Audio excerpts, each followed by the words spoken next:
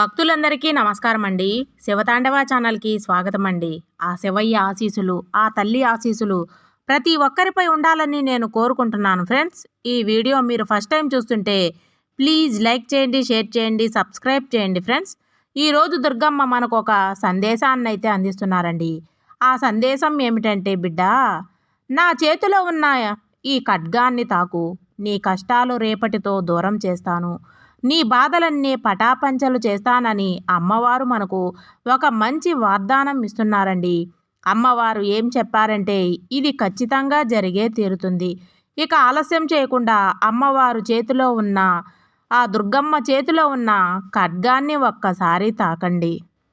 బిడ్డా, నా చేతిలో ఉన్న ఖడ్గాన్ని తాకు, నీ సంతోషాలు అన్నీ నీకు చేర్చడమే కాకుండా రేపటితో నీ కష్టాలన్నీ కూడా దూరం చేస్తాను.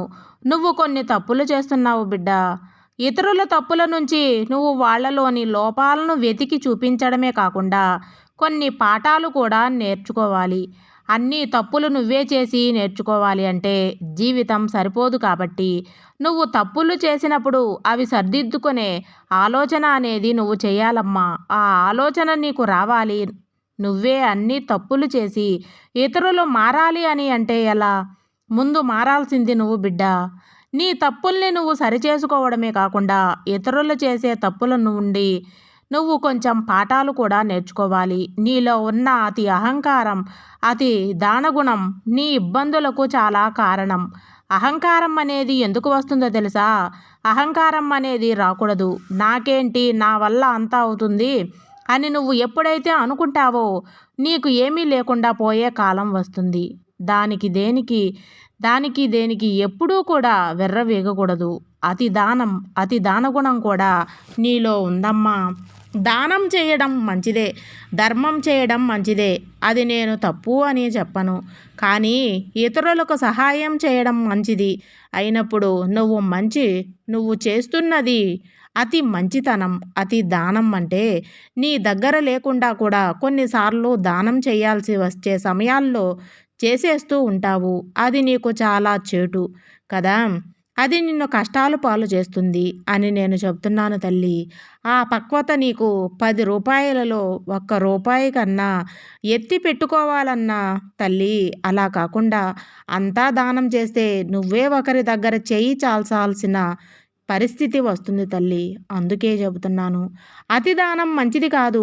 నిన్ను నమ్ముకొని నీ కోసం నువ్వు తెచ్చిపెట్టే తినాలి అని చూసే నీ కుటుంబ సభ్యులు, నిన్ను నమ్ముకున్న తల్లిదండ్రులు, భార్యాబిడ్డలు ఉంటారు కదా, వాళ్ళని కూడా కష్టపెట్టడం ఏమైనా మంచి పనా? కాదు కదా తల్లి. ఎన్ని ఇబ్బందులు పాలు చేయటమే కాకుండా నీ సంతోషాన్ని నీకు దూరం చేస్తుంది. మనశ్శాంతి లేకుండా ఉంటుంది. ఏ పని చేయడానికి మనసు అంగీకరించకుండా ఉంటుంది. అంటే నీలో ఒక నిస్సహాయత అనేది కూడా అలాంటప్పుడు వస్తుంది బిడ్డ. అందువల్ల ఒక పని చేస్తున్నాము అంటే దానివల్ల మనకు ఫలితం ఉందా లేదా, చెయ్యొచ్చా లేదా అనే ప్రశ్న పక్కన పెడితే మనకు ఉన్న దానిలో పెట్టాలి. కానీ ఉన్నదంతా ఊడ్చిపెట్టమని ఆ భగవంతుడు చెప్పలేదమ్మా. ఏ శాస్త్రం చెప్పలేదు. కాబట్టి నువ్వు అతి దానానికి పోయి నీ వాళ్లను నువ్వే కష్టపెట్టవద్దు తల్లి. ఈ పని నేను చేసినప్పుడు తప్పకుండా నేను గెలుస్తానా లేదా, చేయగలనా లేదా అని కూడా నువ్వు చూసుకోవాలి. ఎందుకు చేయాలి, ఎలా చేయాలి, ఎక్కడి నుంచి ఆరంభించాలి, ఎక్కడ నష్టం వస్తుంది, ఎక్కడ లాభం వస్తుంది అని నువ్వు ముందు ఆలోచించుకొని ఒక ప్రణాళికను సిద్ధం చేసుకోవాలి. ముందు ఆ ప్రణాళిక నువ్వు చేయాల్సిన లక్ష్యం సులభంగా చేయగలవా కాకుండా తెలియని ఆలోచనలతో నువ్వు ఏ పని చేసినా సరే అది సగం సగం లాభంతో సగం సగం నీకు మనశ్శాంతి లేకుండా నష్టాలతో కుమిలిపోతున్నావు తల్లి. ప్రాణం పెట్టి ఒక పని చేసినప్పుడు దాంట్లో ఫలితం రాకపోతే ఎంత బాధ ఉంటుందో, అలాగే ఒక పని ఆరంభించినప్పుడు ప్రాణం పోయినా కూడా విడిచిపెట్టకూడదు. ప్రాణం పోయినా కూడా అందులో నువ్వు భయపడకూడదు.